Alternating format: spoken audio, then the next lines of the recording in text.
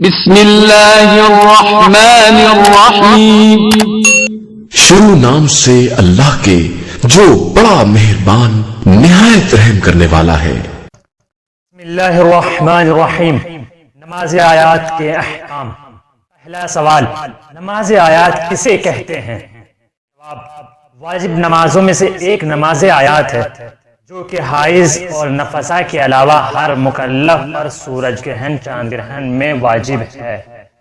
جو عورتیں حائضہ ہیں اور نفسا ہیں ان پر واجب نہیں ہے، اور اسی طرح احتیاط واجب کی بنا پر زلزلہ کے وقت بھی واجب ہے، جبکہ ہر مخوف سماوی آیات سماوی کی جس سے اکثر افراد خوف زدہ ہو جائیں، جیسے کہ سیاہ یا سرخ یا زرد آندھی اور شدید اندھیرا چھا جانا، بجلی کی گرج یا آسمانی آگ کا ظاہر ہونا، بلکہ ہر مخوف عرضی میں بھی جیسے کہ زمین کا دھس جانا یا پہاڑوں کا گر جانا یا اس کے علاوہ جو بھی خوف زدہ کرنے والی علامات ہوں، احوط اولا مستحب یہ ہے کہ ان حالات میں بھی پڑھی جائے۔ سوال، نماز آیات کب واجب ہوتی ہے؟ مسئلہ نمبر 1470۔ نماز آیات جس کے پڑھنے کا طریقہ بعد میں بیان ہوگا، تین چیزوں کی وجہ سے واجب ہوتی ہے۔ پہلا، سورج گرہن، دوسرا چاند گرہن، اگرچہ ان کے کچھ حصے کو ہی گرہن لگے اور چاہے انسان پر اس کی وجہ سے خوف بھی طاری نہ ہوا ہو تو پھر بھی نماز آیات واجب ہے۔ زلزلہ، احتیاط واجب کی بنا پر اگرچہ اس سے کوئی بھی خوف زدہ نہ ہوا ہو،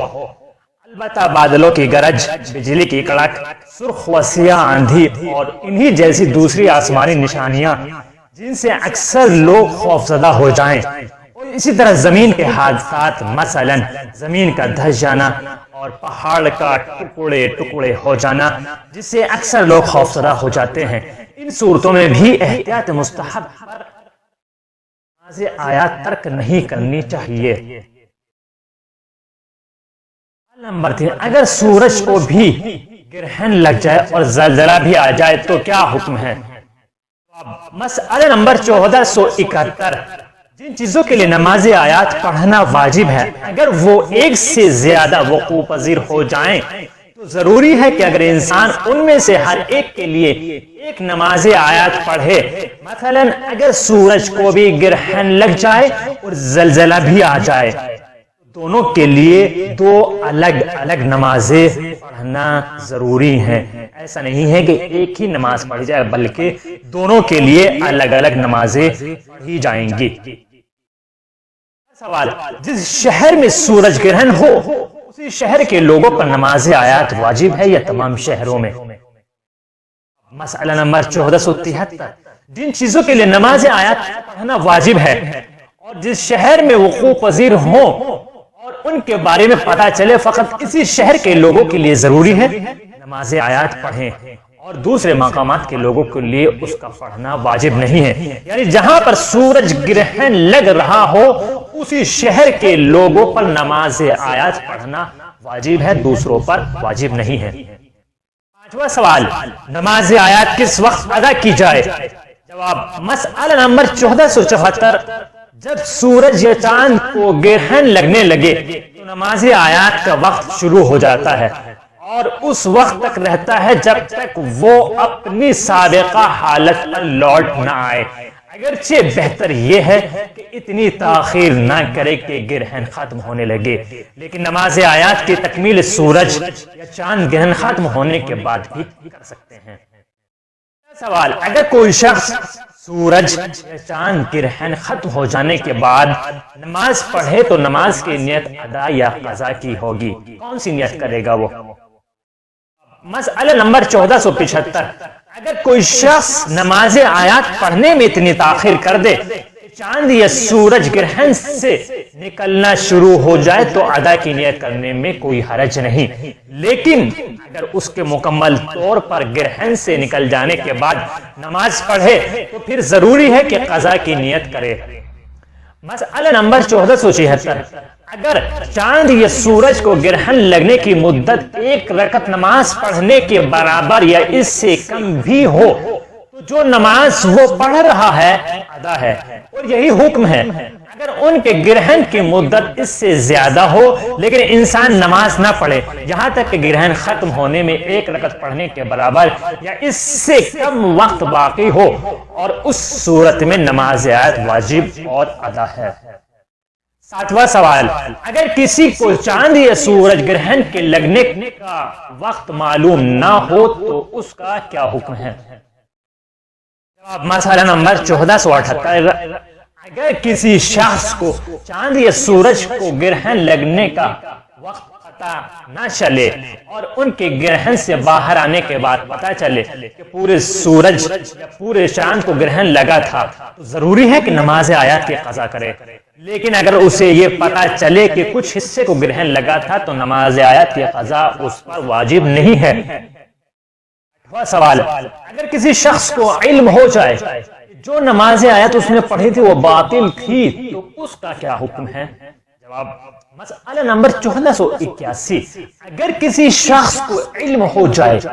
جو نماز آیت اس نے سورج یا چاند گرہن کے لیے پڑھی ہے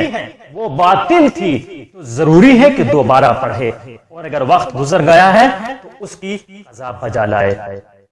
سوال، اگر یومیہ واجب نماز کے وقت نماز آیات بھی انسان پر واجب ہو جائے تو کون سی نماز پہلے ادا کی جائے؟ مثلا نماز ظہرین و مغربین بھی نماز ہے اور نماز آیات بھی ہے، تو ان میں سے کون سی پڑھی جائے؟ جواب مسئلہ نمبر 1482،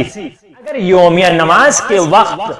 نماز آیات بھی انسان پر واجب ہو جائے اور اس کے پاس دونوں کے لیے وقت ہو تو جو بھی پہلے پڑھ لے کوئی حرج نہیں ہے، اور اگر دونوں میں سے کسی ایک کا وقت تنگ ہو تو پہلے وہ نماز پڑھے جس کا وقت تنگ ہو، اور اگر دونوں کا وقت تنگ ہو تو ضروری ہے پہلے نماز یومیہ پڑھے، یعنی نماز ظہرین و مغربین کو ادا کی جائے، بعد میں نماز آیات پڑھی جائے۔ سوال، عورت حیض یا نفاس کی حالت میں ہو تو کیا اس پر نماز آیات واجب ہے یا نہیں؟ مسئلہ نمبر 1485، عورت حیض یا نفاس کی حالت میں ہو اور سورج یا چاند کو گرہن لگ جائے یا زلزلہ آ جائے تو اس پر نماز آیات واجب نہیں ہے اور نہیں اس کی قضا اس پر واجب ہے۔ سوال، نماز آیات پڑھنے کا کیا طریقہ ہے؟ جواب نماز آیات پڑھنے کے 2 طریقے ہیں۔ طریقہ مسئلہ نمبر 1486، نماز آیات کی 2 رکعتیں ہیں اور ہر رکعت میں 5 رکوع ہیں، اور اس کے پڑھنے کا طریقہ یہ ہے کہ نیت کرنے کے بعد انسان تکبیر کہے اور ایک دفعہ سورہ الحمد اور ایک پورا سورہ پڑھے،